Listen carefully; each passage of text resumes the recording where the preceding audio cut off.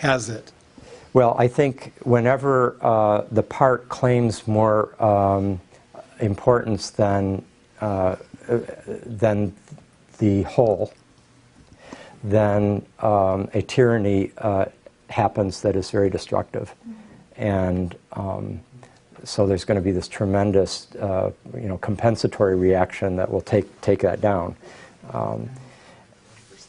I think well,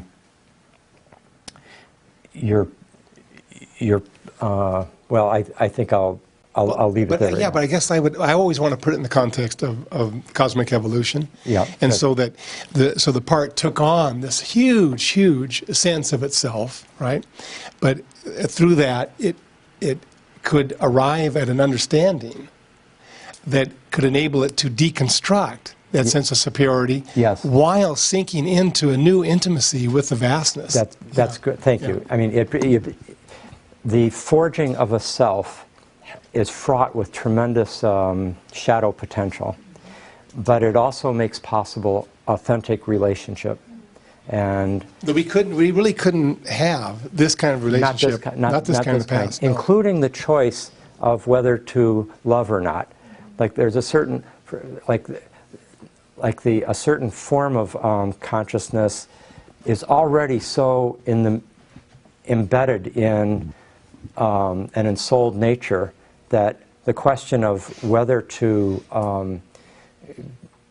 act through use one's empathic imagination to give a potential reality greater substance, like a meaningful worldview, for example. That takes an act of courage to assert, as we do in PCC and at CIS, this community asserts a kind of heroic worldview in a larger civilizational context that negates the possibility that there are such, that there could be such a worldview.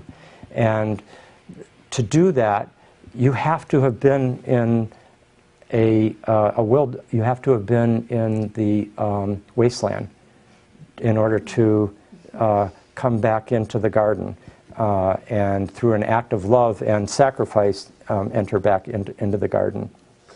And I think this idea of the sacrifice that Robert brought up is, when we think about what's going to make a difference in the future, like what's going to, I mean, we're all working so hard in each of our different ways to try to save the world or make, to help things move in a more life-enhancing, sustainable direction, etc. What's going to do it?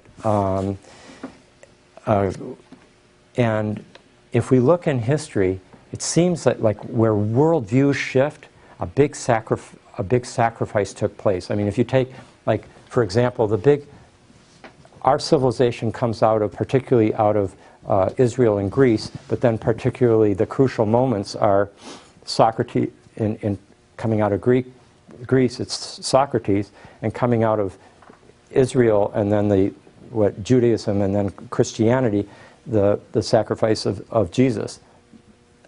There's a profound sacrifice whereby Athens condemns and executes Socrates. The Roman Empire condemns and executes Jesus. And as I think Vogelin said, the Athenians condemned Socrates, and in doing so, the gods condemned the Athenians.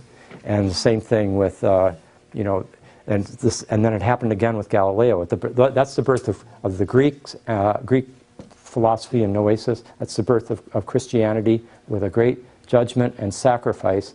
And then with Galileo, the church condemns Galileo, and in doing so, the universe, in some sense, condemns the church. The church loses its moral and intellectual authority in a certain profound way from that moment on.